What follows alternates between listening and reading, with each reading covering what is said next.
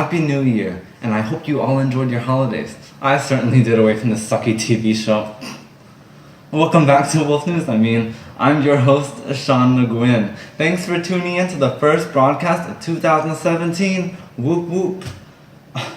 Since the Oscars are coming up next month, we decided that we wanted to try to prove to the Academy Awards Committee that we are worthy of hosting the Oscars. That is our main goal. Please. Anyways, from now until the show, we are going to focus each week on a different decade to show how much we love the film industry. This week, the Roaring 20s.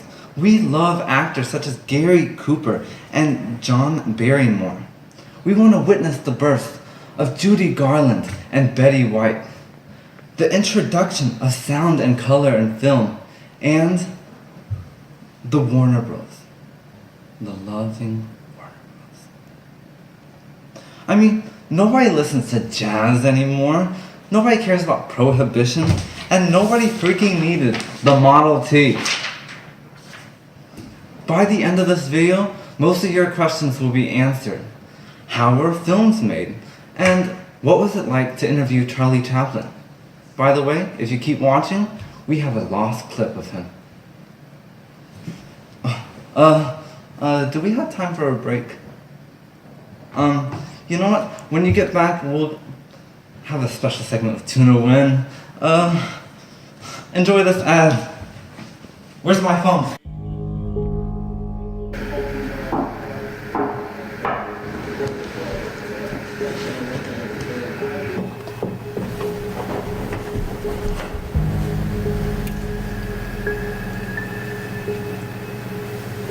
Hey, can you come over, right now? Yeah, okay.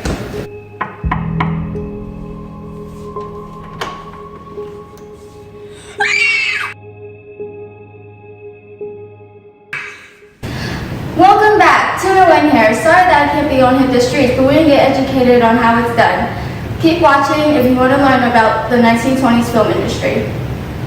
Silent films. There's not much to say, right? They're silent and black and white. That's about it. Although they may look simple, there was a lot of time and effort put into the production. Without these films, the movie industry we know and love today wouldn't exist.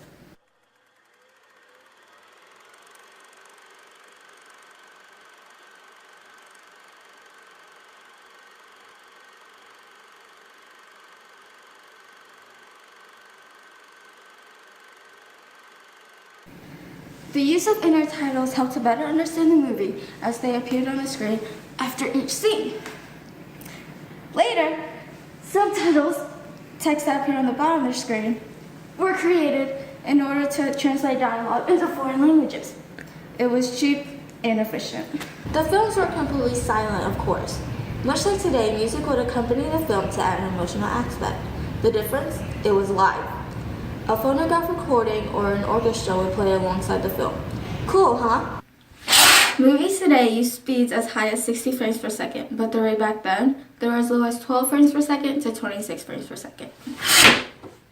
Sound came into play in the late 1920s. They used vacuum tube amplifiers and high-quality loudspeakers. The best way to have verbal dialogue was to have the actors record on the actual film. Colors were also developed in the late 1920s by a company called Technicolor. They made a two-color film using various reds and greens to create a difference in objects. That concludes how it's done. Back to you, Sean.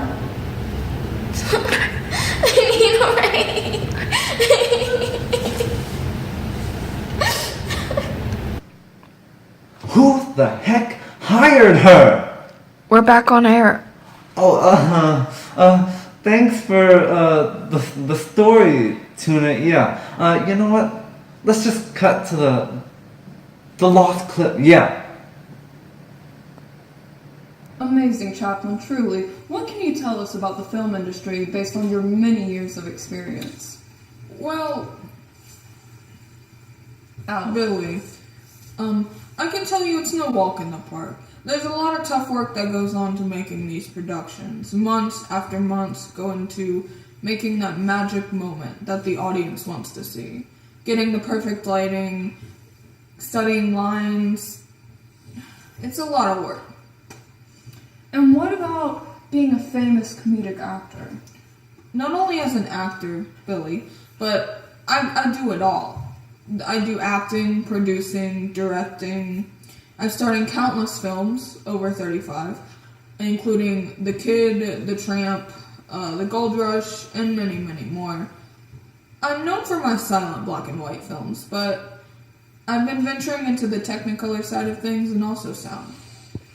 So, based on what you started and what you've created, what kind of impact do you want to have on the film industry?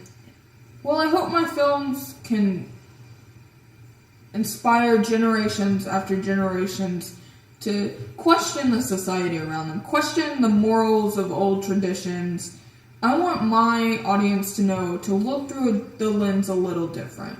See that the picture can be a little brighter at the end of the show. So what's your favorite? So what do you think about that? Don't forget to tune in next week when we discuss the 30s during the Great Depression, when we see the use of color fully in films and the birth of the Hollywood musical. I'm your host, Sean Le Guin, and that's Wolf News' 11 o'clock broadcast.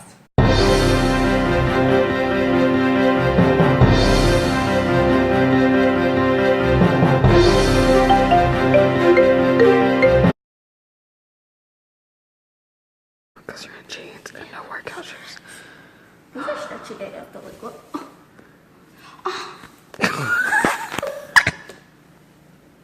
You're like, these are stretchy AF, and then you fall.